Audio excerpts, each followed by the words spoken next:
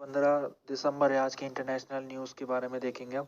तो सबसे पहले जो मेन न्यूज़ है वो है COP28 से आ रही है। COP28 समिट अभी यूएई में हो गया है कंप्लीट और कल के दिन उसका स्टेटमेंट भी आ गया है। तो ये जो समिट था 2 हफ्ते तक ये चला था।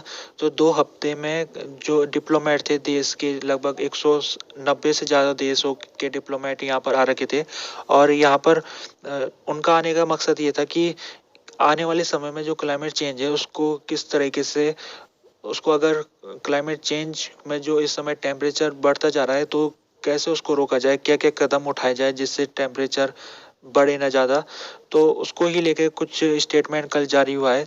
तो स्टेटमेंट में पहली बात ये की गई है कि फॉसिल फ्यूल को पहली बार जिक्र में लाया गया है। फॉसिल फ्यूल जिसमें पेट्रोल डीजल इस तरह से चीज़ आती है, तो इसको कहा गया है स्टेटमेंट में कि आने वाले समय में इसके यूज़ को कम करना है। और महत्वपूर्ण बात यह है कि पहली बार ये फॉसिल फ्यूल का इस्तेमाल हो रहा है किसी भी कॉप समिट में। इससे पहले कभी भी फॉसिल फ्यूल को छेड़ा भी नहीं जाता था। तो ये बहुत बड़ी एक अचीवमेंट है अपने आप में कि देश फॉसिल फ्यूल के ऊपर बात करने के लिए तैयार हो गए। खासतौर में वो देश जिनकी पूरी इकोनॉमी फॉसिल फ्यूल के ऊपर डिपेंडेंट है। इसको अभी हम गहराई से समझेंगे कि इसके आने वाले समय में क्या क्या कॉन्सिक्वेंसेस होंगे। दूसरा डिसीजन ये लिया गया है कि रिन्यूअल के ऊपर जोर दिया गया है। रिन्यूअल को कुछ देश तो तैयार हो गए कि आने वाले समय में रिन्यूअल की जो डेवलपमेंट है उसको तेजी में लाना है। और रिन्यूअल की जो कैपेसिटी आज के मुकाबले उसको आने वाले 10 सालों में 3 गुना करना है। साथ में जो लॉस एंड डैमेज है उसमें भी सहमति बन गई है। पहली बार लॉस एंड डैमेज जो पिछले कुछ कॉप समिटों में बहुत कंट्रोवर्सी इसके ऊपर बनी रहती थी और अभी तक ये पास नहीं हो पा रहा था, लेकिन इस साल जो कॉप समिट में इसको लागू कराने का फैसला ले लिया गया है। लॉस एंड डैमेज के तहत जो समुद्र के किनारे बसे हुए देश है, छोटे छोटे आइसलैंड देश है, उनमें अगर फ्लडिंग की वजह से या दूसरे इन्वायरमेंटल डिजास्टर की वजह से कुछ नुकसान हो जाता है तो उसकी भरपाई के लिए लॉस एंड डैमेज में जो फंड होगा वो उनको दिया जाएगा। साथ में कुछ और डिसीजन लिया गया। एक कंट्रोवर्शियल डिसीजन ये है कि ट्रांजिशनल फ्यूल जिसको नेचुरल गैस के रूप में भी जाना जाता है, तो नेचुरल गैस को कहा गया है कि इसका प्रोडक्शन बढ़ाना पड़ेगा आने वाले समय में। लेकिन ये जो नेचुरल गैस है ये ग्रीन हाउस गैस निकलती है यहाँ से, जैसे मीथेन नेचुरल गैस से एक बहुत खतरनाक ही ग्रीन हाउस गैस मानी जाती है मीथेन। तो मीथेन कार्बन डाइऑक्साइड से भी ज़्यादा ये खतरनाक होती है और 70 गुना ज़्यादा ये कार्बन डाइऑक्साइड से ज़्यादा घातक साली होती है। तो ऐसे मीथेन गैस जिससे निकलती है नेचुरल गैस से, तो नेचुरल गैस को बढ़ावा देने का मकसद क्या है ये। अगर आपको क्लाइमेट चेंज को रोकना है तो आपको ग्रीन हाउस गैसेस को उसका जो एटमॉस्फेयर है उसमें एटमॉस्फेयर में ग्रीन हाउस गैसेस को कम करना है। लेकिन आप जब नेचुरल गैस है उसके ऊपर बढ़ावा देने की बात कर रहे हो तो ऐसे में तो नेचुरल गैस से फिर मीथेन निकलेगी और मीथेन से फिर इन्वायरमेंट में ग्लोबल वार्मिंग बढ़ेगी। तो ये भी एक डिस्प्यूटेड ये डिसीजन लिया गया है। अभी पहले हमको ये समझने वाली बात है कि आखिरकार COP28 समिट में होने की वजह क्या है, क्या ये कॉप समिट होता क्यों है। कॉप समिट अगर देखा जाए तो पहली बार 1990 के समय में हुआ था और उस समय इन्वायरमेंट के ऊपर इतना ज़्यादा ध्यान नहीं दिया जाता था। तो पहले कुछ कॉप समिटों के ऊपर ज़्यादा हेडलाइंस भी नहीं बनी रहती थी।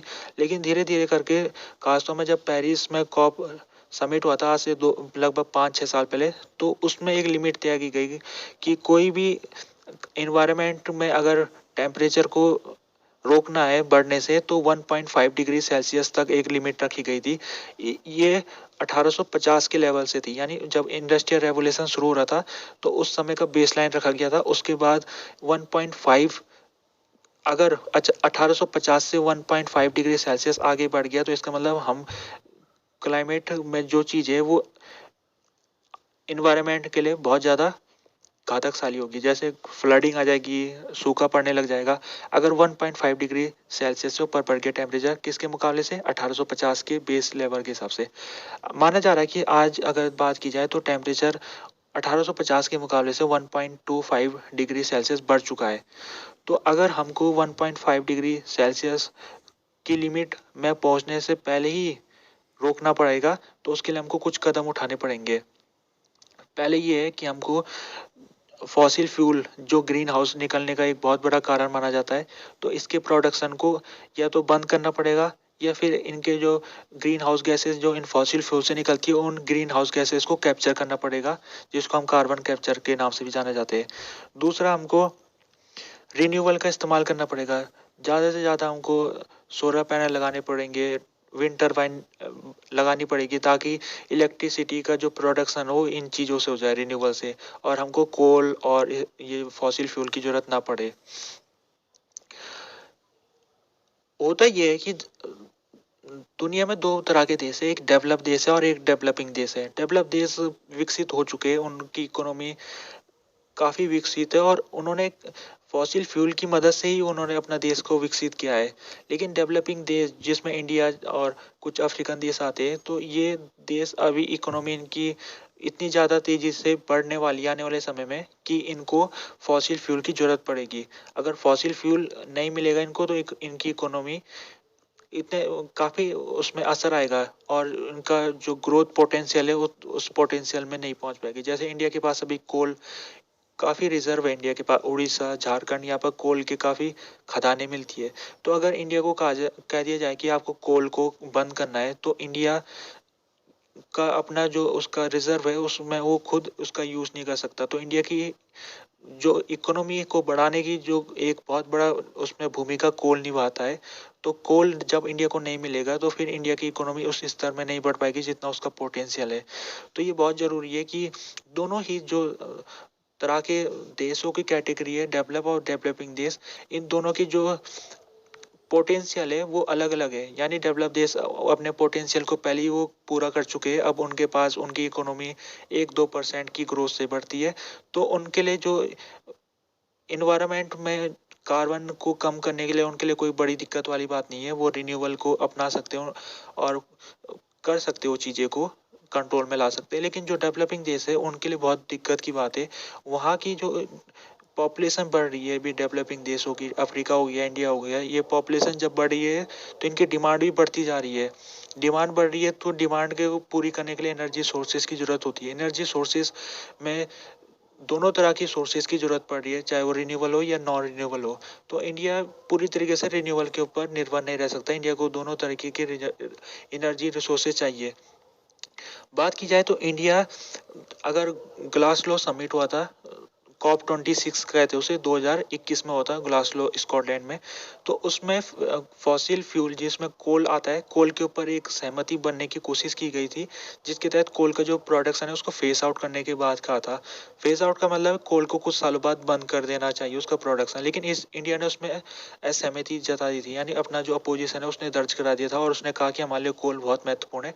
तो इंडिया की वजह से ही जो ग्लासगो समिट में कोल के ऊपर फेस आउट का जो एक स्टेटमेंट नहीं आ पाया। अगर इंडिया उसमें अपनी उंगली खड़ी नहीं करता, तो कोल के फेस आउट के ऊपर स्टेटमेंट आ जाता और देशों के ऊपर एक बाध्य हो जाते हो, अपने देशों में कोल को इस्तेमाल करने को मना कर दिया जाता उनको।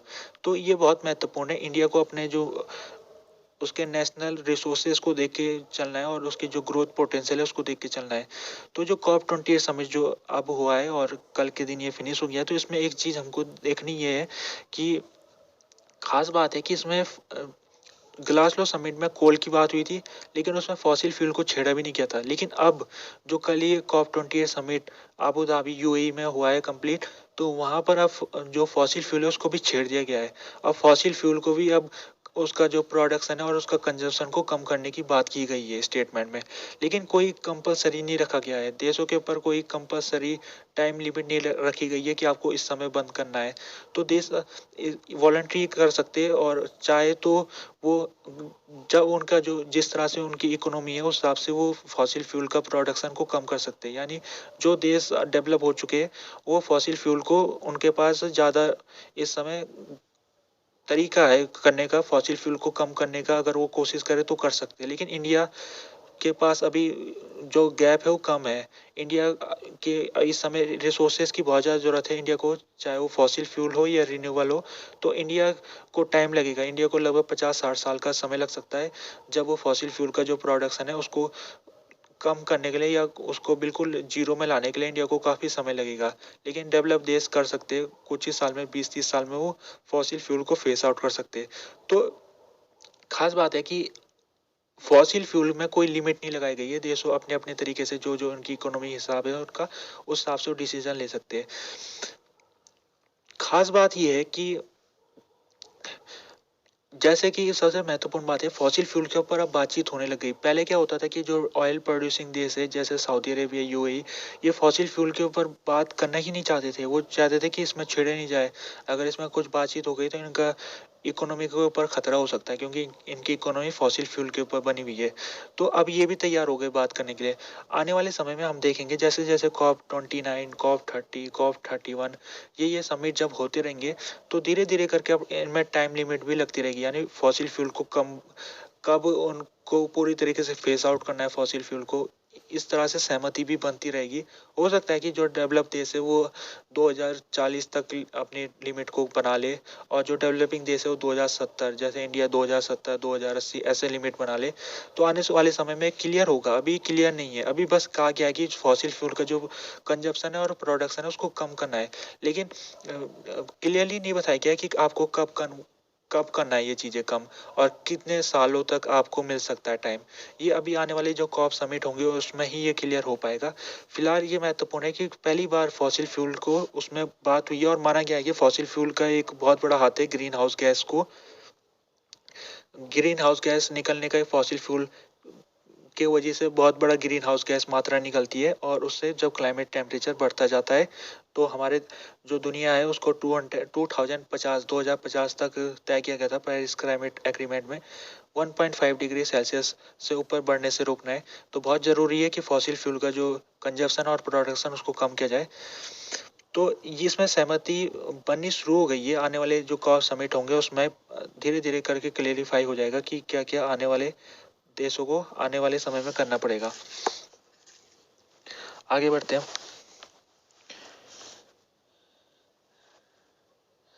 अभी ईयू का समिट होने वाला है, और आज हो जाएगा शुरू। 2 दिन का समिट है, तो आज और कल होगा। तो इस समिट में ईयू के जो लीडर है, लगभग 27 देशों के सभी लीडर यहाँ ब्रसेल में पहुंचने वाले। ब्रसेल हेडक्वार्टर है ईयू का, वहाँ ये मीटिंग करेंगे। तो ब्रसेल में क्या क्या बातों में बातचीत होगी। पहले ये है कि जो इस समय यूक्रेन का मुद्दा है वो सबसे महत्वपूर्ण है। तो यूक्रेन के लिए पैसा भेजना चाहिए। यूरोपियन यूनियन लगभग 50 बिलियन यूरो ये उसने यूक्रेन के लिए पैसा रेडी कर रखा है। लेकिन वो तभी जा पाएगा यूक्रेन को जब सभी देश, 27 के 27 देश इसमें सहमति दे दे। तो इसमें हंगरी अभी आपत्ति कर रहा है। हंगरी के जो प्रधानमंत्री है विक्टर ऑर्बन, वो असहमति दिखा रहे, वो तैयार नहीं हो रहे यूक्रेन को पैसा देने के लिए। वो कह रहे कि यूक्रेन को पैसा देंगे तो उससे हमको लगता है कि हमारा जो देश अभी न्यूट्रलिटी अपना रखी है तो उसका अपमान हो गए। अभी देखना ये है कि क्यों ये विक्टर ऑर्बन ऐसे बात कर रहे हैं। पहली चीज़ है कि विक्टर ऑर्बन इस समय, वो अगर यूरोपियन देश उन देखा जाए तो विक्टर ऑर्बन प्रधानमंत्री हंगरी से आते हैं। वो हंगरी यूरोपियन यूनियन का मेंबर स्टेट है, यानी 27 देशों में से एक देश हंगरी है। तो जो विक्टर ऑर्बन है वो पुतिन के दोस्त है। पुतिन इस समय रसिया के राष्ट्रपति है। तो पुतिन और विक्टर ऑर्बन की काफ़ी अच्छी दोस्ती है। तो लगता है कि विक्टर ऑर्बन इस समय वो इनडायरेक्टली रसिया की मदद करना चाहते हैं। ये हो सकता है, या फिर वो दूसरा अपने पर्सनल फायदे के लिए भी करे। अभी हंगरी का लगभग 30 बिलियन यूरो पैसा अभी यूरोपियन कोर्ट ने जब्त करके रखा हुआ है। तो हंगरी के प्रधानमंत्री चाहते हैं कि ये पैसा जारी कर दिया जाए उनको।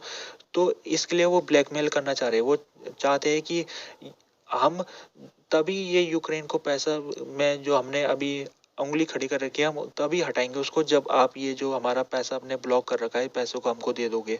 तो यूरोपियन यूनियन ने लगभग 10 बिलियन यूरो का पैसा हंगरी के लिए जारी कर दिया है, और उम्मीद कर रहा है यूरोपियन यूनियन कि हंगरी भी अब जो उसका पोजीशन है यूक्रेन को फंडिंग के ऊपर वो हटा देगा।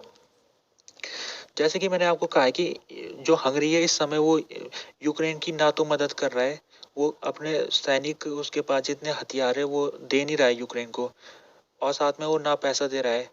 और ऊपर से क्या कर रहा है, वो दूसरे देश जो करना चाह रहे हैं यूक्रेन की मदद, उसमें भी वो टांग अड़ा रहा है। तो इस समय हंगरी यूरोपियन यूनियन में एक सिरदर्द सा बन गया है।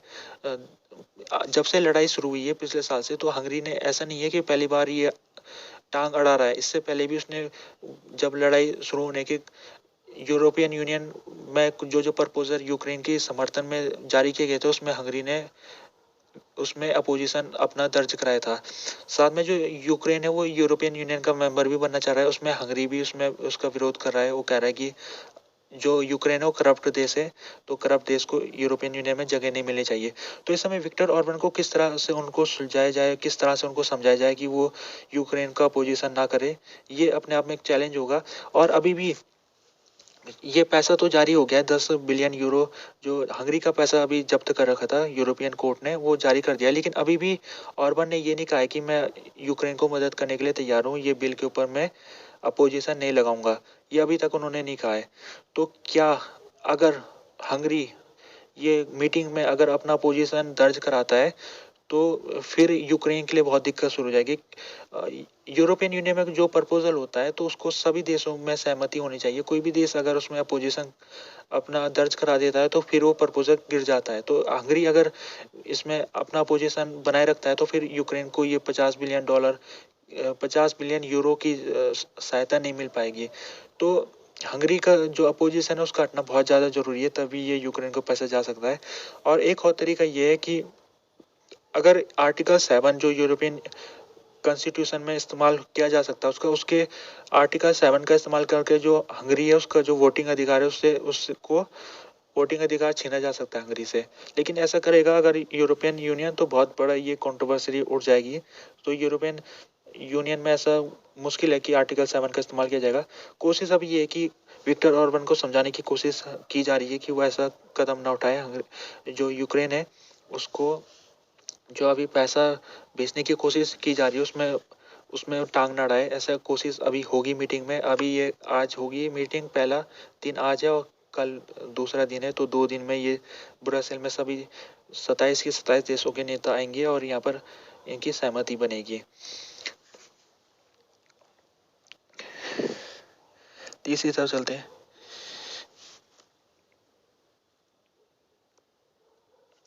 इस समय जो ईयू का बजट पास होने वाला है, जैसे मैंने आपको कहा है कि मीटिंग चल रही है ब्रसेल में, तो इसमें यूक्रेन को मदद लेके पैसा के बारे में प्रपोजल भेजा जाना है और उसमें देशों में सहमति बनाने की कोशिश की जाएगी। दूसरा ये है कि ईयू के बजट को भी यहाँ पर पास कराना है, जो $60 बिलियन का बजट बताया जा रहा है। यूरोपियन यूनियन का बजट, यानी यूरोपियन यूनियन जैसे देश का बजट होता है तो यूरोपियन यूनियन का भी अपना एक बजट होता है। तो यूरोपियन यूनियन के बजट को इसमें पास होगा तो इसमें अगर देखा जाए तो ये डेमोक्रेसी के लिए एक टेस्ट होगा। आने वाले जो आज का दिन और कल का दिन है, तो इसमें यूरोपियन यूनियन के लिए एक डेमोक्रेसी टेस्ट होने वाला है। होने का मतलब ये है कि अगर देखा जाए तो डेमोक्रेसी में दांव में लगी हुई है। डेमोक्रेसी दांव में इस वजह से लगी है कि जो हंगरी है वो इस समय बाधा डालने में लगा हुआ है। वो यूरोपियन यूनियन की जो कोशिश है यूक्रेन को लेके, उसमें वो बाधा डाला है, उसमें यूक्रेन को जो मदद के लिए वो तैयार नहीं हो रहा है। तो हंगरी को किस तरह से निपटा जाए, उससे क्या किया जाए, उसको किस तरह से मनाया जाए। एक तरीका है कि जो मैंने आपको पहले बताया कि उस हंगरी को उसका जो पैसा फंसा हुआ है हंगरी का, वो पैसा उसको दे के उसको समझा बुझा लिया जाए। दूसरा तरीका है कि हंगरी को उसका वोटिंग अधिकार से उसको वंचित किया जाए। बात यह है कि हंगरी क्या करता है, ब्लैकमेल का इस्तेमाल करता है। उसने जैसे कि इससे पहले भी यूक्रेन को उसने मदद भेजने से इनकार किया था, तो उस समय भी यूरोपियन यूनियन ने कुछ उसका पैसा, हंगरी का पैसा उसको दे दिया था। तो हंगरी क्या करता है, ब्लैकमेलिंग करता है। वो अपना पैसा छुड़ाने के लिए वो यूक्रेन को ऊपर वो सवाल उठा देता है। तो इस तरह से ब्लैकमेलिंग का इस्तेमाल हंगरी करता है। तो क्या आने वाले समय में अगर ये जो पैसा यूरोपियन यूनियन 10 बिलियन यूरो जो हंगरी का उसको मिलने वाला है अभी, तो उसको देके अगर हंगरी फिर से तैयार हो जाता है और कोई वो अपना अपोजिशन को हटा लेता है, मान लेते हैं अगर हम, तो उससे क्या एक संदेश नहीं जाएगा कि दोबारा से हंगरी ऐसे कोशिश करेगा और फिर कभी यूक्रेन को अगर पैसे की जरूरत होगी या फिर यूक्रेन को यूरोपियन यूनियन में उसको सदस्य बनाने के ऊपर बातचीत होगी, तो फिर हंगरी अगर अपोजिशन खड़ा कर देता है और फिर उसी तरह से ब्लैकमेल की कोशिश करता है, तो क्या अपने आप में ये डेमोक्रेसी के ऊपर सवाल नहीं होगा? क्या जो यूरोपियन देश है वो एक देश के गुलाम बन के रहेंगे? क्या एक देश हंगरी वो ही तय करेगा कि यूरोपियन यूनियन को क्या करना है क्या नहीं करना है? ये एक सवाल है, डेमोक्रेसी के ऊपर ये सवाल है। और अगर यूरोपियन यूनियन का एक कन्वेंशन है उसके हिसाब से जो 27 मेंबर स्टेट है वो अपने तरीके से कोई भी अगर पॉलिसी बनाती है, अगर ये पास कराना चाहते हैं तो सभी देशों की उसमें सहमति होनी चाहिए। अगर एक भी देश अपना पोजीशन दर्ज करा देता है तो फिर वो प्रपोजल गिर जाता है। तो अगर देखा जाए तो अभी यूरोपियन यूनियन जब ये बना था तो इसमें कुछ ही देश शामिल थे, जर्मनी हो गया, फ्रांस हो गया, दो चार देश शामिल थे। लेकिन इसने धीरे धीरे करके इसने यूरोपियन देशों में अपनी पकड़ को मजबूत किया। और जब सोवियत यूनियन का विघटन हो गया तो ईस्टर्न यूरोपियन देश जैसे पोलैंड, हंगरी, ये भी यूरोपियन यूनियन में शामिल हो गए। तो उस अभी क्या है कि यूरोपियन यूनियन बहुत बड़ा एक ग्रुप बन चुका है, 28 देशों का एक ग्रुप है। तो इतने ज़्यादा देशों में जब ये यूरोपियन यूनियन फैल चुका है तो हर देश की वीटो पावर है उसके पास। कोई भी रेजुलेशन है, कोई भी प्रपोजल है, कोई भी बिल है, वो तभी पास हो सकता है जब सब 27 के 27 जितने भी मेंबर स्टेट है सबके सब वो सहमति दर्ज कराए। तो ऐसे में जो आने वाले समय में अगर इसको 27 स्टेट्स को अगर बढ़ा के 35 कर दिया जाए, मान लीजिए यूक्रेन को भी जोड़ दिया जाता है यूरोपियन यूनियन में, तुर्की को भी जोड़ दिया जाता है और दूसरे देशों जो बचे हुए देश है यूरोप के उनको भी अगर यूरोपियन यूनियन में अगर जोड़ दिया जाता है तो फिर ये दिक्कत और ज़्यादा बढ़ेगी। 35 देश अगर मान लेते हैं हो जाएंगे आज से 10 साल बाद, तो फिर 35 के 35 देशों को हर चीज़ में सहमति दर्ज करानी पड़ेगी। कोई भी एक अपोजिशन कर देता है तो फिर तो ऐसे में जब पहले से ये सिचुएशन इतनी दिक्कत वाली भरी हुई है, जब हंगरी परेशान करने में लग रखा है पूरे यूरोपियन यूनियन को, तो आने वाले समय में दिक्कत और ज़्यादा बढ़ेगी। तो माना जा रहा है कि कुछ चेंजेस करने पड़ेंगे, कुछ अमेंडमेंट करने पड़ेंगे जो ईयू का जो एडमिनिस्ट्रेशन है, जैसे कि अब फैसला मेजोरिटी के तहत होना चाहिए। जैसे कि किसी भी रेजुलेशन या किसी भी प्रपोजल में मेजोरिटी के हिसाब से फैसला होना चाहिए। अगर मेजोरिटी मिल गई किसी भी प्रपोजल को तो उसको पास माना जाना चाहिए। अगर ऐसा हो जाता है तो फिर इसका सॉल्यूशन हो सकता है और ऐसा कोई ब्लैकमेलिंग की कोशिश नहीं करेगा फिर। क्योंकि हंगरी अगर देखा जाए अगर मेजोरिटी के हिसाब से अभी डिसीजन लिया जाता तो हंगरी इकलौता देश है जो यूक्रेन के खिलाफ है इस समय। तो हंगरी अलग हो जाता, उसको आइसोलेट हो जाता और मेजोरिटी के हिसाब से देश यूक्रेन को मदद के लिए प्रपोजल को पास करा देते हैं। लेकिन अब ऐसा नहीं है, अभी वही सिस्टम चल रहा है पुराना वाला जिसमें सभी की सहमति होना जरूरी है। तो अमेंडमेंट करना बहुत जरूरी है। अगर यूरोपियन यूनियन को अगर डेमोक्रेसी को बचाना है, अभी यूक्रेन डेमोक्रेसी की लड़ाई लड़ रहा है, तो उसको अमेंडमेंट करने पड़ेंगे यूरोपियन यूनियन को अपने एडमिनिस्ट्रेटिव और अपने कॉन्स्टिट्यूशन में। बात की जाए आगे चलते हैं हम।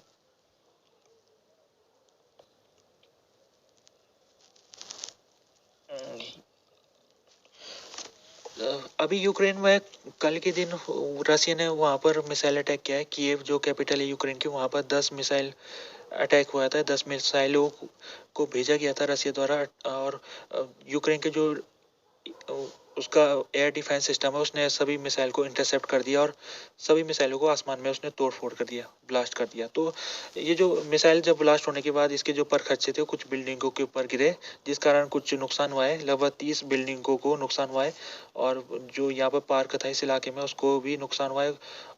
जो गाड़ी है वहाँ पर कोई पार्किंग में जब ये मिसाइल गिरी थी तो कुछ गाड़ियों में आग लग गई है। लगभग 50 लोगों को बताया जा रहा है कि उन्हें घायल हो गए हो। तो किसी की अभी तक मौत ही नहीं हुई है।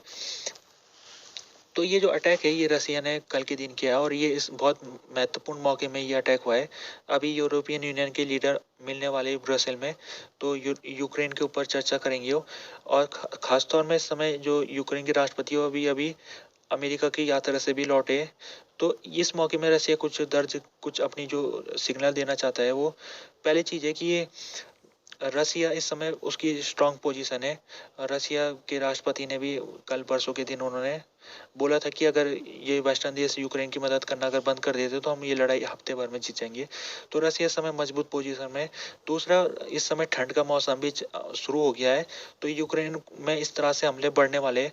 यूक्रेन के जो इंफ्रास्ट्रक्चर है उनको नुकसान पहुंचा जाएगा, जैसे थर्मल पावर प्लांट हो गए।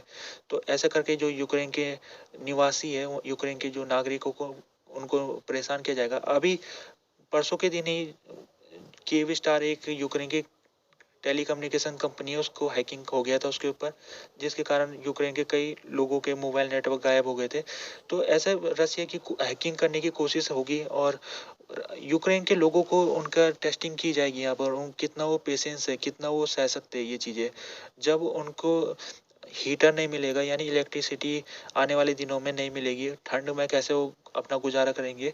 तो ये सब टेस्टिंग उनकी होने वाली, क्या वो तैयार है रसिया की जो बम्बार्डमेंट है, क्या उसको सहने के लिए वो तैयार है। ये सिर्फ अभी शुरुआत है, अभी रसिया इस तरह से जो हमले उसके बढ़ने वाले हैं। बात की जाए कि यूक्रेन की इस स्थिति इस समय इतनी बुरी है कि उसको ना तो अमेरिका से पैसा मिलने की गारंटी है, ना ही यूरोप से पैसा मिलने की गारंटी है। अमेरिका में जो रिपब्लिकन पार्टी है, सीनेट में जो रिपब्लिकन पार्टी के कैंडिडेट सीनेटर है, उन्होंने यूक्रेन की जो मदद को लेकर उन्होंने अभी ब्लॉक लगा रखा है। साथ में अगर यूरोपियन यूनियन में देखा जाए तो हंगरी इस समय यूक्रेन की मदद के ऊपर उसने अभी अपोजिशन अपना दर्ज करा रखा है।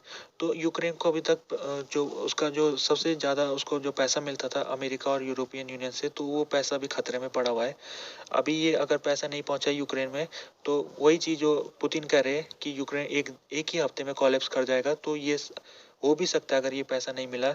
लेकिन माना जा रहा है कि जो यूरोपियन यूनियन से उससे तो पैसा यूक्रेन को मिल जाएगा आने वाले समय में, और अमेरिका में भी अगर चीज़ें ठीक तरीके से चली तो पैसा आने लग जाएगा। लेकिन हमको ये दिखने लग गया कि ये जो लड़ाई है यूक्रेन और रसिया की, अब लगता है कि देश इससे थकने लग गए। यूरोपियन और अमेरिकन देशों में भी ओपिनियन, पब्लिक ओपिनियन हुआ था, वहाँ पर भी जो देश के नागरिक है यूरोपियन और अमेरिका में, वहाँ पर अब नागरिक यूक्रेन को इतना समर्थन नहीं दे रहे जितना लड़ाई के शुरुआती समय में दिया था उन्होंने। तो इन देशों में अब वार टायर्डनेस देखने को मिल रही है।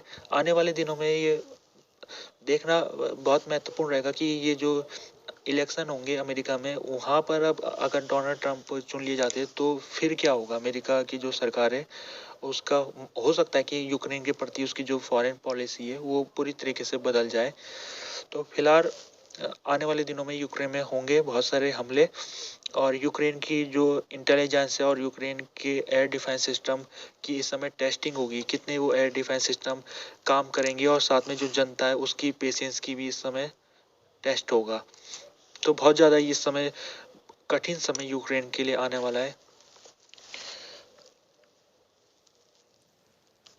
अभी स्पेन में गवर्नमेंट बनी थी पेड्रो सांचेज की।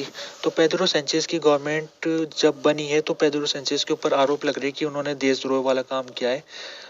उन्होंने एक ऐसी पार्टी के साथ गठबंधन बनाया जो पार्टी स्पेन को तोड़ने की वकालत करती है। तो इसी को लेकर वॉक्स पार्टी, जो कि एक फार राइट पार्टी है, उन्होंने पेड्रो सांचेज के ऊपर बहुत ही ज़्यादा गलत बात कह दी है। ये जो व्यक्ति है एलेक्जेंड्रो इसका नाम है, और एलेक्जेंड्रो ये वॉक्स पार्टी से आता है। इसने पेड्रो सांचेज के बारे में कहा है कि पेड्रो सांचेज को उल्टा लटका देना चाहिए क्योंकि इसने गद्दारी की है देश के साथ। तो पेड्रो सांचेज की पार्टी ने भी अब रिस्पांस देना शुरू कर दिया। उन्होंने कहा कि ये जो व्यक्ति है ये इतनी हिंसा वाली बात कर रहा है कि ये हिंसा वाली बात हमको उस समय की याद दिलाती है जब स्पेन में डिक्टेटरशिप थी। उस तरह ऐसी उस समय ऐसी बातें हुआ करती थी। तो हमको इस व्यक्ति को इसके ऊपर हम केस कर रहे हैं। जो दूसरी पार्टी पीपी पार्टी, उसने भी ये इस व्यक्ति के स्टेटमेंट की आलोचना की है और कहा है कि हम इस व्यक्ति के स्टेटमेंट को इसका समर्थन नहीं करते।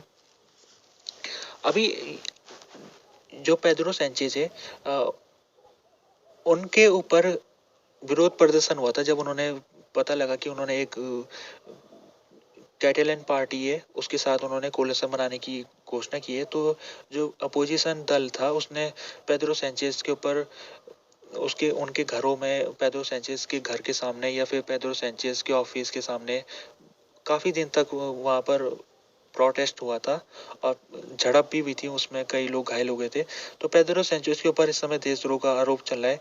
जिस तरह से जो कैटेलन पार्टी जिनके साथ पेड्रो सैंचेज ने कोलिशन बनाया है, तो ये जो कैटेलन पार्टी है स्पेन को तोड़ना चाहती है और कैटेलन देश एक बनाना चाहती है जिसका नाम कैटलोनिया होगा।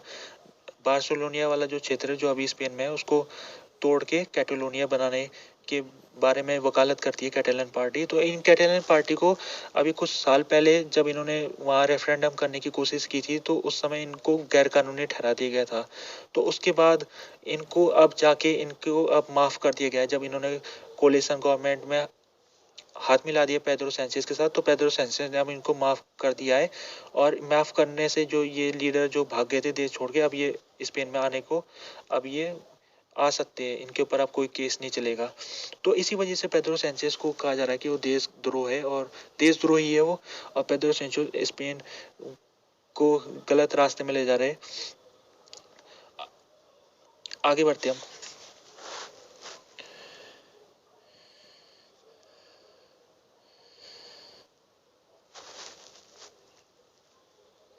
अभी फ्रांस से एक खबर आ रही है। फ्रांस में जो मेट्रो स्टेशन है उसमें मेट्रो स्टेशन एक का नाम एक व्यक्ति के ऊपर रखा जाएगा। मेट्रो स्टेशन सीजे गिरिंसबर्ग, ये एक व्यक्ति है, इसके नाम पर पेरिस का एक मेट्रो स्टेशन को रखा जाएगा इस व्यक्ति के नाम पर। तो अगर देखा जाए तो ये जो व्यक्ति है ये फ्रांस में काफ़ी पॉपुलर रह चुका है और सिंगर था ये। अब इसकी मौत हो चुकी है लगभग 20-30 साल पहले। तो इसके नाम पर जब मेट्रो स्टेशन को रखने की घोषणा हुई तो वहाँ पर अब प्रोटेस्ट शुरू हो गए कई जगह में। जो कुछ प्रोटेस्ट में जो लोग शामिल हो कह रहे हैं कि इस व्यक्ति के नाम पर ना रखा जाए मेट्रो स्टेशन का नाम। बताया जा रहा है वजह ये है कि ये जो व्यक्ति है ये महिलाओं के साथ इसने सेक्सुअल हैरेसमेंट किया था और मिसोगिनिस्ट व्यक्ति कहा जा रहा है इसे। इसने अपनी बेटी के साथ ही न्यूड सीन किया था इसने। और एक महिला के साथ जब इंटरव्यू में था तो उस महिला के साथ इसने गलत बात कही थी। सेक्सुअल हैरेसमेंट के आरोप भी इसके ऊपर चले। तो ऐसे व्यक्ति जो महिलाओं से के खिलाफ जो ये आपत्तिजनक बातें करने वाला व्यक्ति उसके नाम पर मेट्रो स्टेशन रखना ठीक नहीं है। तो इस तरह से प्रोटेस्ट अभी फ्रांस में चल रहे। जो मेट्रो स्टेशन है उसने कहा है कि ये जो व्यक्ति है क्योंकि फ्रेंच का एक बहुत पॉपुलर व्यक्ति है और एक सिंगर रह चुका है और इसने इस मेट्रो स्टेशन को फेमस भी किया था। उसने एक गाने में इस मेट्रो स्टेशन का जिक्र किया था। तो ये जो मेट्रो स्टेशन है ये इसी के नाम पर फेमस है। तो हमको ये ठीक लगता है कि इसी के नाम पर अब मेट्रो स्टेशन का नाम रख देना चाहिए। लेकिन जो प्रोटेस्टर है उनका कहना है कि ये जो मेट्रो स्टेशन में नाम रखने से बहुत कुछ डिपेंड करता है क्योंकि लोग जब मेट्रो स्टेशन जब देखेंगे कि इस जगह का मेट्रो स्टेशन का नाम इस व्यक्ति के नाम के ऊपर है तो उनके वो जानना चाहेंगे कि ये व्यक्ति कौन है। जब वो सर्च करेंगे गूगल में तो उनको पता लगेगा कि ये व्यक्ति किस प्रकार का था, इसने क्या क्या महिलाओं के खिलाफ बातें कही थी। तो ये समाज में इसका गलत असर जाएगा अगर ऐसे व्यक्ति के नाम पर हम मेट्रो स्टेशन को रखते हैं। तो इस व्यक्ति के नाम पर अभी विरोध चल रहा है। आगे बढ़ते हैं। जापान की बात की जाए तो जापान में इसमें डेमोग्राफिक क्राइसिस चल रहा है। कहने का मतलब है कि वहाँ पर जो बूढ़े लोग हैं जो 65 साल से ऊपर उम्र के व्यक्ति है उनकी जो पॉपुलेशन है पूरी पॉपुलेशन में उनका हिस्सा 1/3 है जो कि दूसरे देशों के मुकाबले काफ़ी ज़्यादा है। तो जो जापान है वहाँ पर इस समय जो जवान लोग हैं उनकी कमी है। तो इस वजह से जो जापान के अगर डिफेंस सेक्टर की बात की जाए, मिलिट्री की बात की जाए तो मिलिट्री को काफ़ी दिक्कतों का सामना करना पड़ रहा है। कई ऐसे नेवी के जो एयरक्राफ्ट आ रहे या नेवी के जो जितने शिपें आ रहे वो इस तरह से उनको बनाया जा रहा है कि वो ऑटोमेटिक काम कर सके। और साथ में जो मिलिट्री जापान में है वहाँ पर जो इस समय एक्टिव पर्सनल है उनकी जो तादाद है लगभग 2,67,000 है। यानी लगभग 2,500 सैनिक अभी जापान सेना में काम करते हैं जो पिछले 30 सालों के मुकाबले लगभग 10% कम है। तो जापान में इस समय मिलिट्री को देख के काफ़ी एक तो वहाँ पर जो आर्मी पर्सनल है उनकी कमी हो रही है। दूसरा जो फंडिंग है जापान में मिलिट्री को जब से सेकेंड वर्ल्ड वार ख़त्म हुआ है तब से जापान में किसी भी वहाँ की जो आर्म फोर्सेस है उसको उसका नाम भी सेल्फ डिफेंस फोर्स रखा गया है। यानी कि जो जापान की मिलिट्री का आइडियोलॉजी उसकी इस तरह से बनाई गई है कि जापान को उसको प्रोटेक्शन करना है। बाकी अगर जापान किसी दूसरे देश के ऊपर अगर हमला करना चाहता है तो कॉन्स्टिट्यूशन में उसको मना कर रखा है। यानी जापान किसी भी देश में अपनी सेना नहीं भेज सकता है, बस उसको केवल अपनी प्रोटेक्शन करनी है। तो सेकेंड वर्ल्ड वार के बाद से ही जापान में जो मिलिट्री है उसको नज़रअंदाज किया गया है। तो मिलिट्री को कि जो उसके वेपन्स है वो भी काफ़ी पुराने हो चुके हैं। तो जापान में अब चेंजेस सरकार ला रही है, और जिस तरह से चाइना और जापान के संबंध बिगड़ते जा रहे हैं तो जापान को तैयार होना पड़ेगा। तो जापान की जो सरकार है उसने कमिटमेंट दिया है कि वो उसका जो जीडीपी है उसका 2% वो बजट डिफेंस बजट के ऊपर खर्च करेगा। तो अमेरिका ने इसका स्वागत किया है। अमेरिका जो लंबे समय पर जापान में वो उसने सेना बेस बनाए रखा है।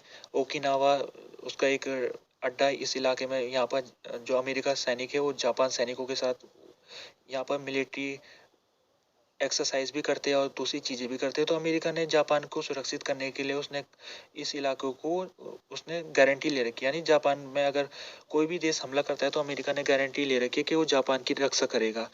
लेकिन अमेरिका भी लंबे समय से कहता रहा है कि जापान को अपना खर्चा बढ़ाना चाहिए, जो डिफेंस का खर्चा है उसको बढ़ाना चाहिए। जापान एक बहुत अमीर देश है लेकिन वो डिफेंस में इतना खर्चा नहीं करता है। तो अमेरिका लंबे समय से मांग करता रहा है। तो अमेरिका खुश हो गया जब जापान सरकार ने ये घोषणा की है कि 2% वो डिफेंस के ऊपर खर्च करेगा। तो लेकिन दिक्कत वही है कि जापान में इस समय जो उसकी डेमोग्राफिक सिचुएशन है कि जो जवान लोग हैं उनकी कमी है, और मिलिट्री में इतना अच्छा पैसा भी नहीं मिलता है। लोग अभी अनएम्प्लॉयमेंट रेट भी कम है, 2.5% ही वहाँ पर अनएम्प्लॉयमेंट रेट है। तो जो जवान लोग हैं उनको कई अपॉर्चुनिटीज है उनके पास। सेना में जाने से अच्छा वो किसी बिजनेस के सेक्टर में जाना पसंद करते हैं। वहाँ उनको कंफर्टेबल लाइफ भी मिलती है और पैसा भी अच्छा मिलता है। तो जापान की जो मिलिट्री है उसको ये जो मिलिट्री वर्कर्स है यानी जो सेना में काम करने वाले लोग हैं उनको उनकी सैलरी बढ़ानी चाहिए, तभी जाके जो आकर्षित कर सकती है उनको। तो जापान में ना केवल इस समय बहुत सारी डिफरेंशियल उसकी समस्या है, बहुत स्तरों में उसको काम करना पड़ेगा। अगर उसको आने वाले समय में चाइना के लिए तैयार रहना है तो उसको स्ट्रैटेजी कुछ चेंज करने पड़ेंगे। आगे बढ़ते हैं।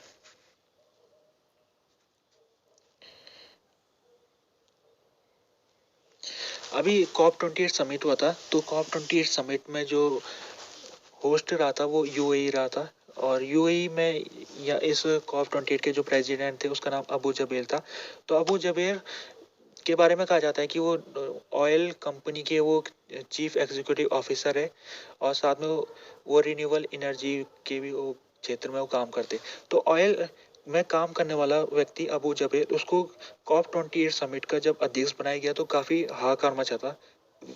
कई लोगों ने आपत्ति दर्ज कराई थी कि COP28 समिट में ऐसे व्यक्ति को अध्यक्ष नहीं बनाना चाहिए जो ऑयल इंडस्ट्री से जुड़ा हो।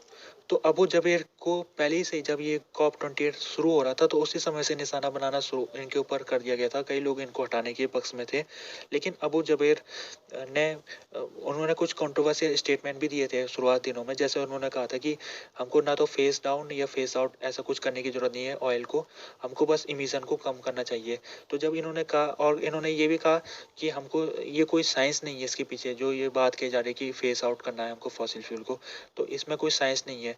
तो जब इनका स्टेटमेंट आया तो उसमें भी हाहाकार मच गया। कई लोग बोले थे कि क्लाइमेट चेंज की साइंस को ये नज़रअंदाज कर रहे हैं, उसको गलत बता रहे हैं। तो अबू जबेर के ऊपर कई प्रेशर पड़ने लगे थे जब ये COP28 समिट शुरू हुआ है। लेकिन कल के दिन जब COP28 समिट में फॉसिल फ्यूल के ऊपर पहली बार एक सहमति बनी है, तो इसकी जो पूरा श्रेय अबू जबेर के ऊपर जा रहा है। अबू जबेर को ही यहाँ पर श्रेय मिल रहा है कि उनकी वजह से ही पहली बार जो सऊदी अरेबिया देश पहली बार वो ऑयल फॉसिल फ्यूल के ऊपर वो सहमत हुआ है कि फॉसिल फ्यूल एक कारण है क्लाइमेट चेंज का।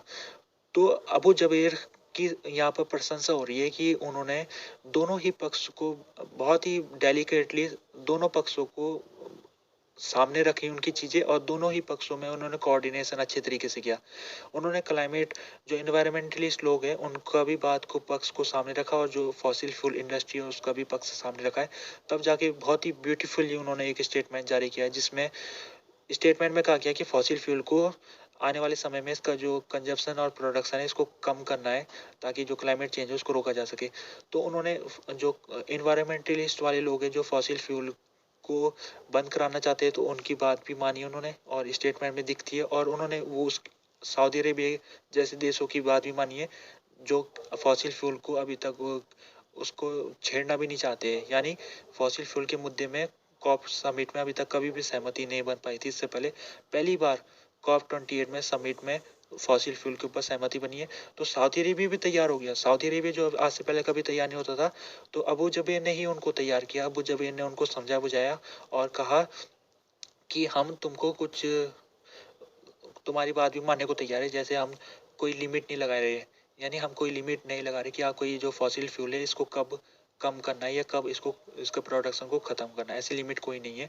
तो इससे सऊदी अरेबिया भी खुश हो गया और जो इन्वायरमेंटलिस्ट लोग हैं वो भी उनकी बात भी मान ली गई। तो ऐसे करके वो जबीर की अब प्रशंसा हो रही है कि उन्होंने बहुत अच्छे तरीके से, किसी को उम्मीद नहीं थी कि फॉसिल फ्यूल में भी सहमति बन सकती है, लेकिन उन्होंने सहमति बना ली है।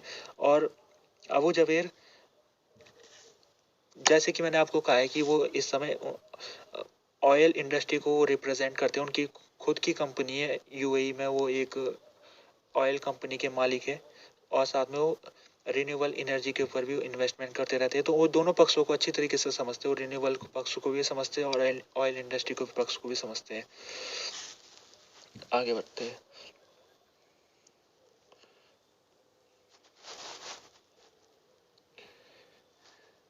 अभी ऋषि सुनाक के संबंध में न्यूज़ है। ऋषि सुनाक ब्रिटेन के प्रधानमंत्री है और ब्रिटेन में अभी रवंडा बिल आया है। रवंडा बिल पार्लियामेंट में आया है और रवंडा बिल को पास भी कर लिया है, जो लोअर हाउस है, हाउस ऑफ कॉमन ने पास कर लिया है। तो रवंडा बिल में क्या है कि जो इलीगल व्यक्ति है, इलीगल इमिग्रेंट है, तो उसको जो ब्रिटेन में पहुंचा हुआ है, तो उसको ब्रिटेन की सरकार रवांडा भेज सकती है उससे बिना पूछे हुए या उससे बिना सहमति लिए हुए। तो कहने का मतलब है कि कोई व्यक्ति अगर रवांडा उसको भेजा जा रहा है तो उससे पूछा नहीं जाएगा कि आप जाना चाहते हो कि नहीं जाना चाहते हो। उस व्यक्ति को उसके बिना ही परमिशन से उसको रवांडा भेज सकती है सरकार। ये महत्वपूर्ण क्यों है, पहले मैं आपको बता देता हूँ इसका जो बैकड्रॉप है क्या है। रवांडा सरकार के साथ ब्रिटेन सरकार ने एक एग्रीमेंट किया है जिसके तहत ब्रिटेन इमिग्रेंट लोगों को रवांडा भेजेगी और रवांडा सरकारी इमिग्रेंट लोगों की देख रेख करेगी, उनको खाना पीना, उनके लिए नौकरी नौकरी का बंदोबस्त करेगी। तो इसके इसीलिए जो ब्रिटेन सरकार है उसने रवांडा को कुछ पैसा दिया ताकि लोगों को देख रेख रवांडा कर सके। तो ये एग्रीमेंट जब बोरिस जॉनसन थे प्राइम मिनिस्टर तो उसी समय शुरू हो गया था। तो लगभग 2 साल से ये एग्रीमेंट के ऊपर काफ़ी काम हो चुका है। जैसे रवांडा के साथ एग्रीमेंट हो गया है और अभी जो फ्लाइट है वो भी शुरू होने वाली थी।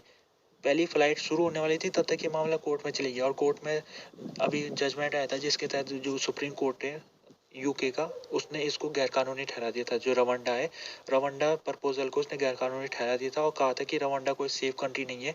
यहाँ पर जो माइग्रेंट है अगर जिनको भेजा जाएगा तो उनकी जान को खतरा है यहाँ पर। तो रवांडा इस समय सेफ नहीं है, तो इन लोगों को भेजना ठीक नहीं होगा। साथ में सुप्रीम कोर्ट ने ये भी कहा कि ईयू के लॉ के हिसाब से, जिसका भी यूके मेंबर है, ईयू का ह्यूमन राइट लॉ के हिसाब से अगर देखा जाए तो ये किसी भी व्यक्ति को बिना उसके परमिशन से किसी दूसरे देश में भेजना ये भी गैर कानूनी है। तो इसी 2 कारणों के कारण जो सुप्रीम कोर्ट है उसने ये जो रवांडा प्रपोजल है उसको गैर कानूनी ठहरा दिया था और ये स्टक डाउन हो गया था। तब ब्रिटेन सरकार ने इसमें कुछ फेरबदल की और दोबारा से पार्लियामेंट, ये जो पहला था प्रपोजल जब ये था तब उसे पार्लियामेंट में पास नहीं कराया गया था, वो केवल प्रपोजल था। लेकिन अब ब्रिटेन ने क्या किया, अब ये जो प्रपोजल है उसको पार्लियामेंट में ले गया है। ब्रिटेन के जो प्रधानमंत्री ऋषि सुनक वो पार्लियामेंट में ले गए और पार्लियामेंट में कुछ अमेंडमेंट किया उन्होंने। जैसे कि पहले तो उन्होंने जब ये बिल रखा है पार्लियामेंट में तो ये कहा गया बिल में कि जो रवांडा है वो सेफ कंट्री है, पहली चीज रख दी है। फिर दूसरी चीज ये है कि जो व्यक्ति है अभी भी उसको परमिशन नहीं है, यानी कि उससे परमिशन लेने की जरूरत नहीं है। अगर वो व्यक्ति ना जाना चाहे तो उसको जबरदस्ती ब्रिटेन सरकार भेज सकती है। अगर ये बिल पार्लियामेंट में पास हो जाता है तो माना जाता है कि यूके का अगर जो कॉन्स्टिट्यूशनल फ्रेमवर्क इस तरह से है कि पार्लियामेंट में अगर कोई बिल पास हो जाता है तो उसमें सुप्रीम कोर्ट आमतौर में उसमें उसको स्ट्रक डाउन नहीं करती है। क्योंकि वहाँ यूके में पार्लियामेंट को सोवरेन बॉडी माना जाता है। तो पार्लियामेंट में कोई बिल पास हो जाता है तो सुप्रीम कोर्ट ज़्यादातर मामलों में उसमें हस्तक्षेप नहीं करती है। तो अगर ये बिल अभी लोअर हाउस में पास हो गया, हाउस ऑफ लॉर्ड में जाएगा यानी अपर हाउस में जाएगा, अगर वहाँ भी पास हो जाता है तो फिर इसे पास माना जाएगा। पहले हम ये तो समझ गए कि ये जो बिल क्या चीज़ है और क्या इसको क्यों लगाया गया था, क्यों इसको सुप्रीम कोर्ट ने इसको क्यों गिराया था। फिर अगर सुप्रीम कोर्ट में जाएगा फिर से तो क्या क्या होगा। पहले हम ये देख लेते हैं कि यहाँ पर हार्ड बॉल का इस्तेमाल हो जाए। इस आर्टिकल में हार्ड बॉल क्या चीज़ होती है। कोई भी देश है तो उसमें क्या होता है कि जो उसके ऑर्गन्स होते हैं उन ऑर्गन को इंडिपेंडेंस बनाया गया, यानी जुडिशरी, एग्जीक्यूटिव, लेजिस्लेचर, ये 3 ऑर्गन माने जाते हैं किसी भी गवर्नमेंट के। तो तीनों को इंडिपेंडेंट बनाया गया है और तीनों ही अपने जो उनका स्पीयर है उसमें इंडिपेंडेंस रखती है। यानी जुडिशरी अपने फैसले ले सकता है, उसमें एग्जीक्यूटिव दखल अंदाज नहीं करेगा। उसी तरीके से जो लेजिस्लेचर के काम में एग्जीक्यूटिव उसमें दखल नहीं देगा। तो तीनों को इंडिपेंडेंस रखा गया है। तो हो ये रहा है कि देशों में अब देखने को मिल रहा है कि देश अब इस इंडिपेंडेंस को, कुछ सरकारें ऐसी है जो अब इस इंडिपेंडेंस को नज़रअंदाज कर रही है, यानी वो हस्तक्षेप कर रही है। जैसे कि यहाँ पर हमको दिख रहा है जब ब्रिटेन का जब प्रपोजल था रवांडा वाला सरकार का, तो उसमें हस्तक्षेप किसने किया? सुप्रीम कोर्ट ने। ठीक है, सुप्रीम कोर्ट का काम यही है कि वो सरकार के जो प्रपोजल है उसमें वो कर सकता है स्क्रूटनी। उसको जिम्मेदारी यही है, किसी भी कोर्ट की जिम्मेदारी यही उसको मिली करती है कि सरकार के काम की देख रेख कर सके कि सरकार सही कर रही है कि नहीं कर रही है। तो ये ठीक है। लेकिन अब क्या किया फिर गवर्नमेंट ने क्या किया कि सुप्रीम कोर्ट की बात मानने की बजाय उसने क्या किया, इस बिल को उसने पार्लियामेंट में पास करा दिया। अब पार्लियामेंट में पास हो गया तो क्या हो गया फिर, अगर कुछ लोग फिर से इसको सुप्रीम कोर्ट के पास लेके जाएंगे और कहेंगे कि अभी भी गैर कानूनी है, इसको फिर से स्ट्रक डाउन कर लो। तो सुप्रीम कोर्ट अगर स्ट्रक डाउन कर देता है तो फिर सुप्रीम कोर्ट ये गैर कानूनी होगा एक तरीके से। लॉ के हिसाब से तो कानूनी होगा, लीगल होगा, लेकिन जो एक पैटर्न बनता है, यानी एक जो कहते हैं कि जिसको हम ट्रेडिशन कहते हैं, ट्रेडिशन के हिसाब से गैर कानूनी होगा। क्योंकि सुप्रीम कोर्ट जो पार्लियामेंट के द्वारा पास किए गए कानून है उसको उसको स्ट्रक डाउन ज़्यादातर मामलों में नहीं करती है। बहुत कम, एक इक्का दुक्का मामले होंगे जिसमें सुप्रीम कोर्ट ने फैसला लिया होगा, क्योंकि वहाँ पर सोवरेन मानी जाती है पार्लियामेंट। लेकिन अगर सुप्रीम कोर्ट ये कर देती है, यानी पार्लियामेंट के रवंडा बिल को अगर वो फिर से स्ट्रक डाउन कर देती है, तो क्या होगा फिर, सुप्रीम कोर्ट गैर ट्रेडिशन के हिसाब से गैर कानूनी काम कर रही है। अगर सुप्रीम कोर्ट ने स्ट्रक डाउन कर दिया तो फिर ब्रिटेन सरकार क्या करेगी, वो और ज़्यादा गैर कानूनी काम करेगी। उस बिल में कुछ ऐसे प्रोविज़न ले आएगी अमेंडमेंट करके कि सुप्रीम कोर्ट भी उसमें दखल नहीं देगा। फिर ब्रिटेन सरकार को लगेगा कि सुप्रीम कोर्ट दखल नहीं देगा, लेकिन फिर से पिटीशन सुप्रीम कोर्ट में जाएगी, सुप्रीम कोर्ट फिर से उसमें दखल दे देगा। तो ऐसे करके जो ये जो बॉडीज होती हैं, यानी लेजिस्लेचर और supreme court, judiciary, legislature, executive, ये बॉडीज इसीलिए इंडिपेंडेंट बनाई गई है ताकि ये एक दूसरे का सम्मान कर सके, दूसरे में दखल अंदाज बिना वजह से दखल ना दे, इंडिपेंडेंट है, अपने अपना काम करे और दोनों एक दूसरे की लिमिट को समझे और अपनी लिमिट को भी समझे। अभी क्या है कि देशों में ऐसा लिमिट को माना नहीं जा रहा है और जो सरकारें अपने अपने फायदे के लिए वो कुछ भी कर रही है, इंडिपेंडेंस वो मान नहीं रही है, उसको बस अपने बिल और अपने जो उसका गवर्नमेंट की कोशिश ये रहती है कि वो अपने कोर वोटरों का, उसकी कोर वोटरों को बातों को उसमें लागू की जाए, यानी इम्प्लीमेंट करे। इस समय ब्रिटेन में जो कंजर्वेटिव पार्टी है वो चाहती है कि जो इशू है इमिग्रेशन, वो वोटरों में काफ़ी फेमस है इस समय, यानी जो पार्टी इमिग्रेशन के ऊपर सख्त कदम उठाएगी उसको वोट मिलेगा। तो इसी वजह से जो कंजर्वेटिव पार्टी है वो रमंडा को छोड़ने वाली नहीं है। वो रमंडा के जो बिल है उसको जितना आगे तक ले जा सकती है वो ले जाएगी और उसको पास कराने की कोशिश करने वाली है। आगे बढ़ते हैं।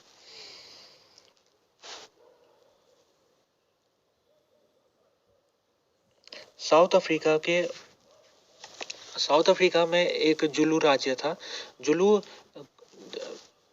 अभी भी वहाँ पर जो राजा है उसको अभी भी माना जाता है, लेकिन उसको कोई पावर नहीं है, बस उसकी कुछ ट्रेडिशनल क्षेत्रों में वो उसको माना जाता है। और ये जुलू राजा अभी इस समय बनाया गया था लगभग 2 साल पहले। इसको मीसू जुलू नाम का है ये। तो मीसू जुलू को जब इसको इसके पिताजी मर गए थे तो उनके पिताजी के जगह में इसको बना दिया गया था। अभी क्या है कि कोई भी राजा अगर बनना चाहता है तो उसको राष्ट्रपति से परमिशन लेनी पड़ती है। तो साउथ अफ्रीका के राष्ट्रपति ने इनको परमिशन दे दी थी। लेकिन अब ये सुप्रीम कोर्ट में जब मामला गया था साउथ अफ्रीका में, तो कोर्ट ने ये जो राजा है इनको अब हटा दिया है, राजा के पद से हटा दिया गया है। बताया गया वजह ये है कि जो राष्ट्रपति है जब राजा बना रहे थे इस व्यक्ति को, तो राष्ट्रपति ने जो कमेटी थी उसकी बात को नहीं माना था। यानी राजा को बनाने की, अगर किसी राजा के भाई होते हैं और भाई कहते हैं कि विवाद है कुछ, जैसे कि मान लीजिए एक राजा है, उसके 4 बेटे, 4 बेटे में से कौन राजा बनेगा, तो विवाद चलता रहता है। अगर ये मामला कोर्ट में जाता है तो फिर कोर्ट में ये मामला कई सालों तक फंसा रहता है। और ऐसे ही इस के केस में होता है। ये जो राजा था, जब ये प्रेसिडेंट ने इसके नाम पर मुहर लगाई थी तो इसके जो भाई है उन्होंने आपत्ति दर्ज करा रखी थी कोर्ट में। और जो कोर्ट में अभी मामला सॉल्व नहीं हुआ था, लेकिन राष्ट्रपति ने इसको राजा बना दिया था। तो अब सुप्रीम कोर्ट ने ये कहा है कि अब इसको हम हटा रहे हैं, और जब तक ये कमेटी तय नहीं कर लेती कि आखिरकार किस भाई को राजा बनाया जाए, जब तक वो नहीं हो जाता तब तक अभी ये जो वैकेंट रहेगा, राजा का जो पद है वो खाली रहेगा।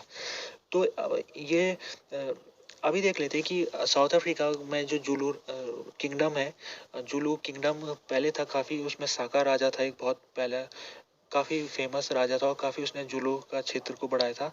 तो उसका जो ट्रेडिशन है अभी तक चलता जा रहा है। और वहाँ पर होता ही है कि जो राजा होता है वो काफ़ी शादियाँ कर लेता है, 4-5 शादी करती है। जैसे पहला वाला राजा था उसकी भी 4-5 शादी थी। तो उसके भी शादी से 20-25 बच्चे हुए थे उसके। तो उसमें से ये था मिजोनिया, क्या नाम था इसका, मिसुजुलू। मिसुजुलू कहता है कि वो इसलिए अपने स्टे कर रहा है यहाँ पर कि उसकी जो माँ थी वो भी एक राजा की बेटी थी। स्वाजीलैंड का जो राजा है उसकी बेटी थी उसकी माँ, और उसका पिता वो पहले से जुलू का राजा था। तो वो उसका पिता भी राजा था और माता भी उसकी राजा की बेटी थी, तो उस हिसाब से उसको चांस मिलना चाहिए। ये मिसू जुलू ऐसा कर रहा है। जबकि मिसू जुलू के भाई कह रहे हैं कि ऐसा कुछ नहीं होता है। और खास बात ये कि मिसू जुलू सबसे बड़ा भी नहीं है, जितने 25 बच्चे थे उनमें से सबसे बड़ा नहीं है वो। तो वो कह रहा है कि मैं इसलिए बनना, मेरा जो स्टेक होने का कारण ये है कि मेरा जो माँ है वो भी राजा की बेटी है और पिता भी जुलू राजा है। तो मेरा क्लेम है इस समय राजा बनने का, सबसे ऊपर क्लेम मेरा है। तो फिलहाल अभी कोर्ट में मामला है, आने वाले दिनों में पता लगेगा क्या होता है इसमें।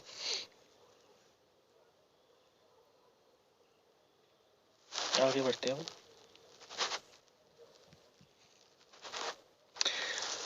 वेटिकन वेटिकन अगर देखा जाए तो वेटिकन जो कैथोलिक चर्च है, तो कैथोलिक चर्च की जो सुप्रीम बॉडी होती है वेटिकन में बैठती है, जहाँ पर पोप फ्रांसिस रहते हैं पोप।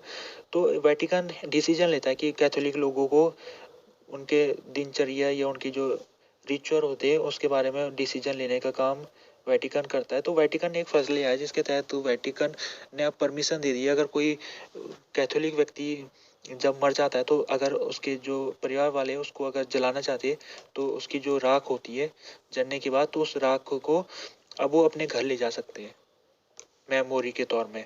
इससे पहले क्या था कि जो एसिड थी यानी जो राखें होती करती थी, उनको जो ग्रेव यार्ड है यानी जो उस व्यक्ति की जहाँ पर उसकी कब्र है वहीं पर रखना पड़ता था।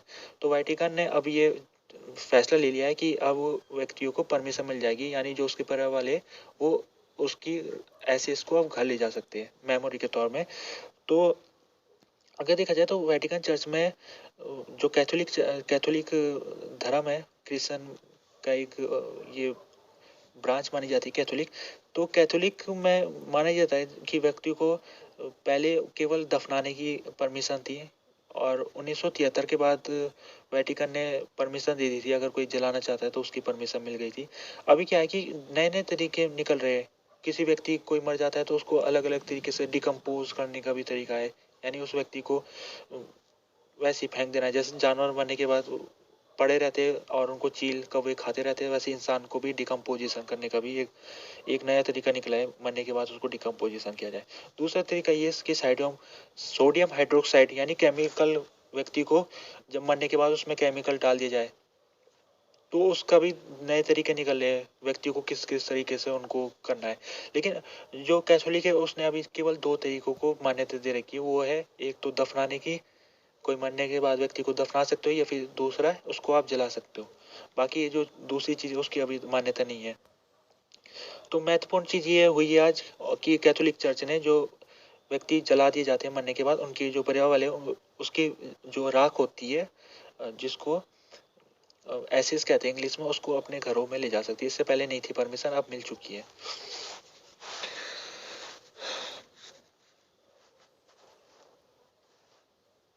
अर्जेंटीना में इस समय जो जेवे मिलाई है वो राष्ट्रपति पद की उन्होंने शपथ ले ली थी। तो जेवे मिलाई ने पहले घोषणा कर दी है, और उस घोषणा में उन्होंने कहा है कि वो जो सब्सिडीज है उन सब्सिडी उसको हटा रहे, और साथ में उन्होंने जो पिछले एक साल में जिन लोगों की नौकरी लगी थी गवर्नमेंट में, उन नौकरियों को भी बर्खास्त कर रहे हो।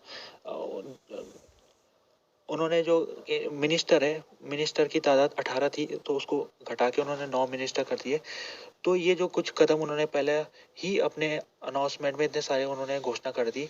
अगर देखा जाता है तो क्या क्या असर पड़ेगा अर्जेंटीना के लोगों में इन घोषणाओं का। पहले ये है कि अर्जेंटीना में महंगाई बढ़ने वाली है बहुत तेजी से। जो सब्सिडीज है, अर्जेंटीना लोगों को सब्सिडी मिला करती थी, यानी कि जो तेल की कीमत है, जो किराया है, ये सब कम था काफ़ी। लेकिन सब्सिडी हटने के बाद एकदम से इनकी कीमतें बढ़ जाएगी। जो किराया है वो 10 गुना ज़्यादा बढ़ जाएगा, जो तेल है उसकी कीमत 5 गुना ज़्यादा बढ़ जाएगी। तो इन्फ्लेशन बढ़ेगा बहुत ज़्यादा, और लोगों को इसका काफ़ी नुकसान सहना पड़ेगा। दूसरा ये है कि लोगों की नौकरी जाएगी, जैसे कि ले ऑफ होगा काफ़ी सारा। जेबी मिले ने कहा है कि ये कदम उठाना बहुत ज़रूरी था। मुझे पता है कि लोगों में शुरू कुछ महीनों तक इस काफ़ी उनको परेशानी झेलनी पड़ेगी, मुझे पता है, लेकिन ये कदम इस समय उठाना बहुत ज़्यादा ज़रूरी है अगर हमें अपनी इकोनॉमी को सुधारना है। अर्जेंटीना की जो इकोनॉमी है बहुत ज़्यादा उसकी बुरी स्थिति बनी हुई है पिछले 15-20 सालों से। उसे कर्जा लेना पड़ रहा है बार बार। आईएमएफ से लगभग उसने $100 बिलियन से ज़्यादा का कर्जा ले रखा है, उसको चुका नहीं पा रहा है वो। इन्फ्लेशन वहाँ 100% से ज़्यादा है। जो अर्जेंटीना की करेंसी पीसो, उसकी वैल्यू बहुत ज़्यादा गिर चुकी है। तो अर्जेंटीना में कुछ ना कुछ कदम ऐसे उठाना है जिसके कारण अर्जेंटीना की इकोनॉमी दोबारा से अपने पाँव में खड़ी हो सके। तो जेबी मिले को उम्मीद है कि वो उनके कदमों से, जो वो अनाउंसमेंट किया उन्होंने, तो अनाउंसमेंट से कुछ इकोनॉमी को सुधार मिल सकता है। जैसे आईएमएफ ने भी वेलकम किया है, इन्होंने जो अनाउंसमेंट किया, आईएमएफ ने स्टेटमेंट जारी किया है जिसमें आईएमएफ ने कहा है कि हम खुश हैं कि जो ये अनाउंसमेंट है इसके तहत जो अर्जेंटीना की सब्सिडीज जिसके ऊपर हम भी क्वेश्चन मार्क उठाते रहे, अब वो सब्सिडी कम होने लग गई है। तो जब मिले की बात की जाए तो जब मिले इलेक्शन में वो खड़े हुए थे अभी, और उनको शुरुआती समय में तो हल्के में लिया जा रहा था, लेकिन जेबी मिले ने सबको गलत साबित करते हुए उन्होंने इलेक्शन जीत लिया था। और आने वाले समय में उन्होंने बहुत ज़्यादा रेडिकल फैसले भी लेने की बात की है। जैसे कि उन्होंने कहा कि जो अर्जेंटीना की करेंसी पीसो उसको बैन करने की बात की है उन्होंने, और उसकी जगह में डॉलर, अमेरिका डॉलर को लीगल टेंडर करेंसी बनाने की बात की है। साथ में उन्होंने जो अर्जेंटीना का रिजर्व बैंक है उसको भी उन्होंने ख़त्म करने की बात की है, उसके जगह में दूसरा कोई दूसरे तरीका निकालने की बात की है। तो काफ़ी रेडिकल वो इकोनॉमी के क्षेत्र में वो काम करने वाले। फिलहाल उन्होंने ये कदम उठाए, और देखना पड़ेगा कि आने वाले समय में जो अर्जेंटीना की जनता है, अगर उनमें ज़्यादा ही जोर पड़ेगा, अर्जेंटीना में ज़्यादा ही प्रेशर पड़ेगा जनता में, तो जेबी मिले के खिलाफ विरोध प्रदर्शन भी शुरू हो सकते हैं वहाँ। अभी पोलैंड में इलेक्शन हुए थे जिसमें जो किसी भी पार्टी को मेजोरिटी नहीं मिली थी, लेकिन आखिरकार कोलिशन बन चुका है वहाँ पर, और डोनाल्ड टस्क प्रधानमंत्री बन चुके हैं। तो डोनाल्ड टस्क की बात की जाए तो वो 2007 से 14 तक पोलैंड के प्राइम मिनिस्टर रहे थे, और साथ में यूरोपियन कमीशन के भी वो प्रेसिडेंट रहे थे 2014 से 19 तक। तो डोनाल्ड टस्क को माना जाता है कि वो यूरोपियन देशों के साथ उनके काफ़ी अच्छे कांटेक्ट है। जो इस ऑर्गेनाइजेशन है यूरोपियन यूनियन, वहाँ पर उनके जो उन्होंने वहाँ पर काम भी किया है, तो अच्छा कोऑर्डिनेशन होता है। और जब वो प्रधानमंत्री बन गए तो अभी वो मीटिंग में जाने वाले, जो यूरोपियन यूनियन की ब्रसेल में मीटिंग होगी, तो वहाँ जाके उन्होंने कुछ बहुत ज़्यादा महत्वपूर्ण बातें करनी है, खासतौर में यूक्रेन को लेकर उन्होंने कहना है कि यूक्रेन की मदद इस समय कंटिन्यू रखनी चाहिए। बहुत ज़्यादा ज़रूरत है इस समय यूक्रेन को सहायता की बहुत ज़्यादा ज़रूरत है और हमको पीछे नहीं हटना चाहिए, हमको उसकी सहायता करनी चाहिए। बात की जाए पोलैंड में, तो इससे पहले पीआईएस पार्टी की सरकार थी, जिसमें ईयू के साथ पोलैंड के संबंध खराब होने लग गए थे और यूक्रेन को लेकर भी कुछ तनाव बनने लग गया था। पोलैंड और यूक्रेन के संबंध में तनाव आने लग गया था। लेकिन डोनाल्ड टस्क के प्रधानमंत्री बनने के बाद जिस तरह से उन्होंने, जब वो पार्लियामेंट में पहली बार वो बात कर रहे थे, अपना स्टेटमेंट दे रहे थे स्पीच में, तो उसमें उन्होंने यूक्रेन के साथ अपने सॉलिडेरिटी को दिखाया था। कहा था कि यूक्रेन इस समय अपने जीवी डू और डाई की बैटल लड़ रहा है और इस समय हमको उसका साथ देना चाहिए। तो बहुत ज़्यादा महत्वपूर्ण बात है, क्योंकि जो पोलैंड है वो बहुत बड़ा देश है और उसकी यूक्रेन से बॉर्डर लगती है। तो जो पोलैंड है वो बहुत ज़्यादा स्ट्रेटेजिक यहाँ पर भूमिका निभाता है। अगर यूक्रेन को जो भी सैनिक सहायता जाती है वो पोलैंड के रास्ते से जाती है। तो पोलैंड की सरकार अगर यूक्रेन के साथ खड़ी रहेगी तो यूक्रेन को काफ़ी इसमें हेल्प मिलेगी। तो डोनाल्ड टस्क ने जता दिया है कि वो अभी जब वो जाएंगे मीटिंग में, यूरोपियन यूनियन की जो मीटिंग है उसमें जब वो स्टेटमेंट देंगे, तो उसमें वो यूक्रेन के पक्ष में बातें करेंगे और यूक्रेन की जो हेल्प है उसके बारे में दूसरे देशों को भी समझाने की कोशिश करेंगे।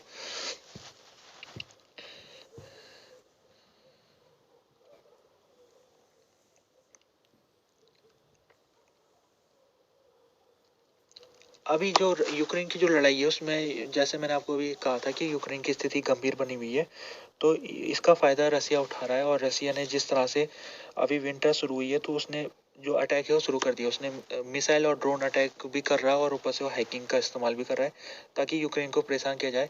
और ख़ासतौर में यूक्रेन की बात की जाए तो यूक्रेन के लिए एक तो उसे बैटल फील्ड में भी हार का सामना करना पड़ रहा है, और दूसरा उसको ये है कि उसकी जो सैनिक सहायता जो पश्चिमी देश करते थे, वो सहायता भी अब उसको नहीं मिल पा रही है। तो ऐसे मौके में क्या होगा, क्या यूक्रेन में क्या होना चाहिए, यूक्रेन की जो सरकार है वो क्या करने की सोच रही है। अभी देख लेते कि जो जेलेंस्की है वो अमेरिका आए थे, कल परसों अमेरिका में उन्होंने सीनेटर के साथ बातचीत की थी, जो अ, और कहा था, उनको समझाने की कोशिश की थी कि आपको ये जो प्रपोजल है जिसके तहत 60 बिलियन डॉलर यूक्रेन को अभी सीनेट में वो प्रपोजल रखा गया था, लेकिन सीनेटरों ने उसको ब्लॉक कर दिया था। तो यूक्रेन के जो राष्ट्रपति है जेलेंस्की, उन्होंने इन सीनेटरों के साथ बातचीत की थी और उनको समझाने की कोशिश की गई थी कि आपको ये जो पैसा है इसको ब्लॉक नहीं करना चाहिए, बल्कि आपको ये तुरंत इसको पास कर देना चाहिए। हमको ये पैसे की जरूरत है, आप इसको पास कर दें। लेकिन जो सीनेटर है, लगता है कि उन्होंने जेलेंस्की की बात को उन्होंने सीरियसली नहीं लिया। उन्होंने जेलेंस्की को उनके मुंह में कह दिया कि हम आपको तब तक मदद नहीं करेंगे जब तक हमारी जो बॉर्डर इशू है उसको हमारी सरकार सॉल्व नहीं कर देती, तब तक हम आपको भी पैसा जारी नहीं करेंगे। उसके बाद जो जेलेंस्की है वो अमेरिका की यात्रा करने के बाद वो नॉर्वे में पहुंचे थे। नॉर्वे में उन्होंने कुछ जो बाल्टिक देश है, जैसे नॉर्वे, डेनमार्क, स्वीडन, इन देशों के नेताओं के साथ उन्होंने बातचीत की थी। और तो इस समय जेलेंस्की कोशिश कर रही है कि किसी भी तरीके से जो पैसा है वो उन तक पहुंच जाए। यूक्रेन, अगर पैसा नहीं आएगा तो यूक्रेन की जो लड़ाई है वो लगभग वो यूक्रेन हार जाएगा। यूक्रेन में ना तो उसका कोई इंडस्ट्री बेस है, जितना भी सैनिक सहायता यूक्रेन को मिलती है वो पश्चिमी देशों से आती है। तो इन पश्चिमी देशों की जो सहायता हो यूक्रेन को मिलनी बहुत ज़्यादा ज़रूरत है उसको, नहीं तो यूक्रेन लड़ाई में हारने की बहुत ज़्यादा चांसेस है। और ख़ासतौर में एंटी जो उसके एयर डिफेंस सिस्टम है, वो इस समय उसको तुरंत भेजना चाहिए। रसिया जिस तरह से मिसाइल अटैक कर रहा है, ड्रोन अटैक कर रहा है, तो ये एयर डिफेंस सिस्टम होते हैं, तो यही एकमात्र इस समय एक वजह है कि लोग अभी ने अपने घर में चैन की नींद सोने की वो इसी वजह से सोते हैं कि उनको पता है कि अगर उनके ऊपर मिसाइल अटैक होगा तो ये जो एयर डिफेंस सिस्टम है उनकी प्रोटेक्शन कर लेगा। तो ये जो अभी लोगों में जो विश्वास है बना हुआ, अगर ये जो एयर डिफेंस सिस्टम को मजबूत नहीं किया गया तो ये जो विश्वास है टूट सकता है और जो यूक्रेन की जनता है वो सवाल उठा सकती है। तो ये बहुत जरूरत है कि यूक्रेन की जो मदद है वो कंटिन्यू रह सके।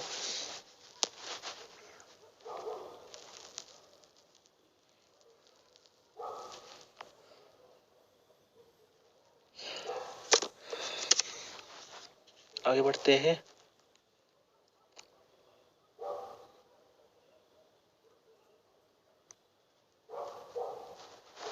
ठीक है, सीट सीनेट हाँ, अमेरिका की जो अपर हाउस है सीनेट, उसने एक बिल पास किया, यानी ये डिफेंस बजट पास किया उसने।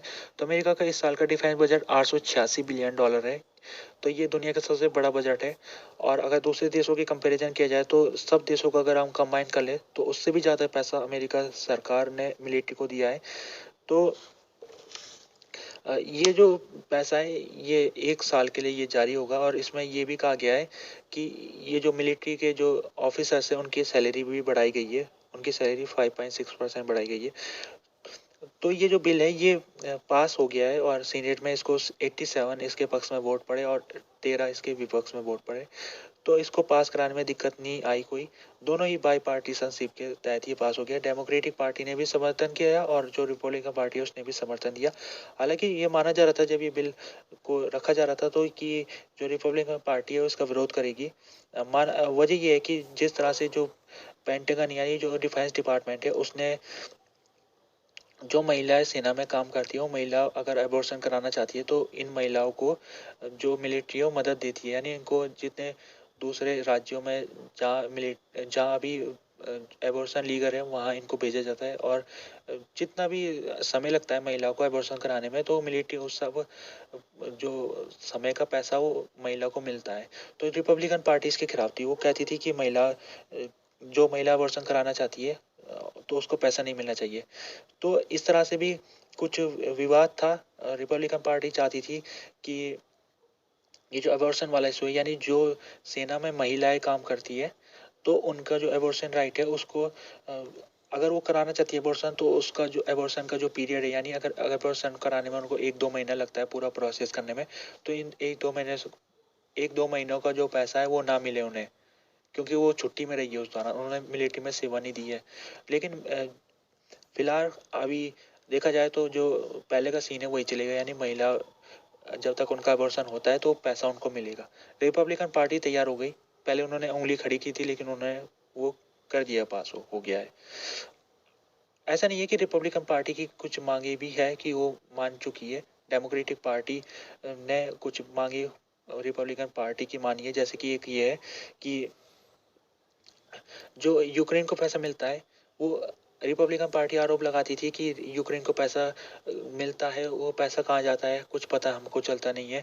तो अब एक व्यक्ति डिफेंस से जुड़ा हुआ एक व्यक्ति को अब जिम्मेदारी दी गई है कि वो नज़र बनाए रखेगा कि यूक्रेन को जो पैसा मिल रहा है वो कहाँ कहाँ लग रहा है वो पैसा।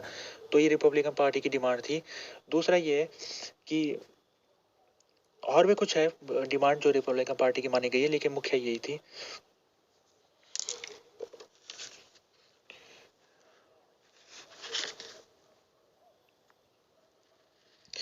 अगर बात की जाए इसराइल में, तो इसराइल में इस समय जो नेतन्याहू है वो प्राइम मिनिस्टर है, और जिस तरह से वो कार्रवाई कर रहे हैं गाजा के ऊपर जो बमबारी हो रही है तो उसमें नेतन्याहू की जो पॉलिसीज है उसके ऊपर सवाल उठ रहे हैं। नेतन्याहू ने अंधाधुंध तरीके से बमबारी की है।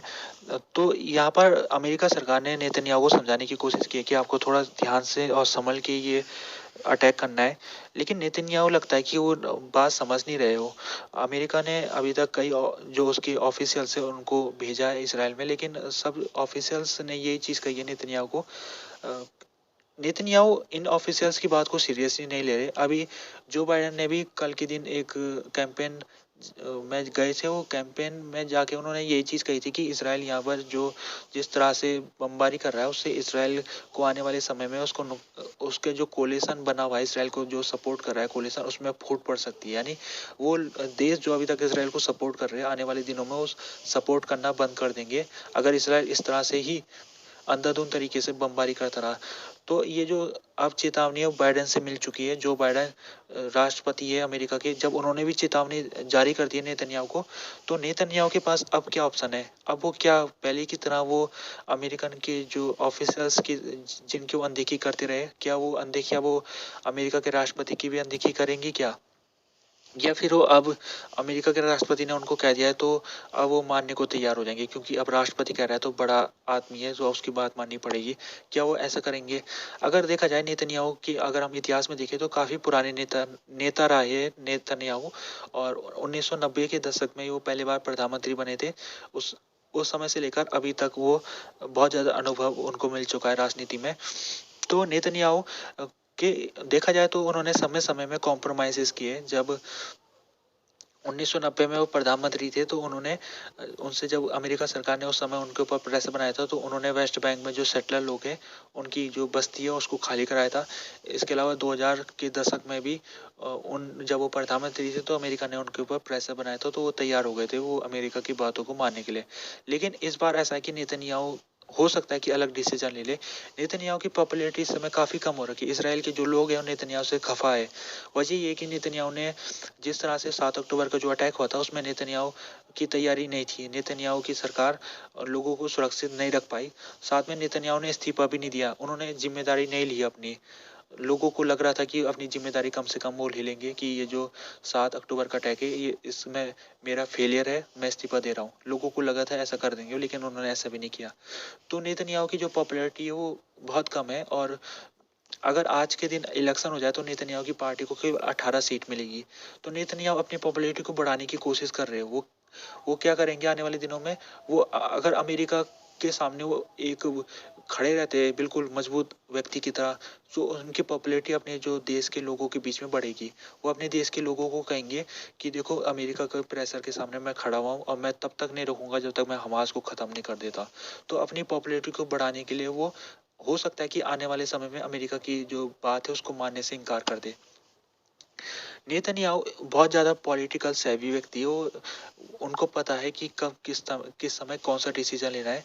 तो नेतन्याहू और अमेरिका के बीच में जो डिफरेंसेस है वो सबसे बड़ा डिफरेंसेस ये है कि अमेरिका चाहता है कि हमास को अगर ख़त्म जब हो जाएगा हमास तो उसके बाद जो गाजा वाला इलाका है वहाँ पर पीएलए यानी फिलिस्तीन लिबरेशन मूवमेंट का कुल हाके यानी जो जो फतह पार्टी है उसको यहाँ गाजा में उसको बिठा दिया जाए सरकार में। मतलब कि नेतन्याहू कहते हैं कि हम जो जो फतह है उसको नहीं बुलाएंगे यहाँ पर और यहाँ पर इसराइल की मिलिट्री रहेगी गाजा के इलाके में। तो ये भी विवाद है। जो नेतन्याहू है वो गाजा में अपनी मिलिट्री को रखना चाहते हैं जबकि जो अमेरिका है वो चाहते हैं यहाँ पर कि हमास को ख़त्म करने के बाद यहाँ पर जो फिलिस्तीन लोग हैं उनकी सरकार लाई जाए। और साथ में जो अमेरिका है वो चाहती है कि यहाँ पर 2 स्टेट सॉल्यूशन जिसके तहत फिलिस्तीन देश बनना चाहिए पूरे इलाके में वेस्ट बैंक और गाजा को, उसमें दोनों को मिला के यहाँ पर एक फिलिस्तीन देश बना दिया जाए। जबकि नेतन्याहू नहीं चाहते। वो चाहते कि जैसा जैसा भी सिस्टम बना रहा है वैसे ही बना रहा है। तो ये डिफरेंसेस है। और नेतन्याहू अगर अमेरिका के सामने खड़े रहते हैं और जो नेतन्याहू अभी तक बात कर रहे हैं अगर वो आने वाले समय में भी उन बातों को कंटिन्यू रखते हैं तो उनमें जो उनका कोर वोटर है लिकुड पार्टी का, तो कोर वोटर फिर से उनको समर्थन करना शुरू कर देगा। तो ऐसा नहीं है कि नेतन्याहू के उनको बहुत संभल के फैसला लेना पड़ेगा क्योंकि बहुत बारीक डिफरेंसेस है। उनको घाटा भी हो सकता है। जैसे कि मैंने आपको पहले ही कह दिया था कि अमेरिका ने चेतावनी दी है कि अगर नेतन्याहू अमेरिका की बात नहीं मानते तो नेतन्याहू को इसका खामियाजा भुगतना पड़ सकता है। आने वाले समय में लड़ाई फैल सकती है अगर ये जो सिविलियन लोगों की मौतें होती रही तो हिजबुल्लाह हाउती ये इसराइल के ऊपर अटैक कर सकते हैं। तो नेतन्याहू को बहुत केयरफुली यहाँ पर अपने कदम रखने पड़ेंगे आगे। अभी देखना पड़ेगा आगे क्या करते हो।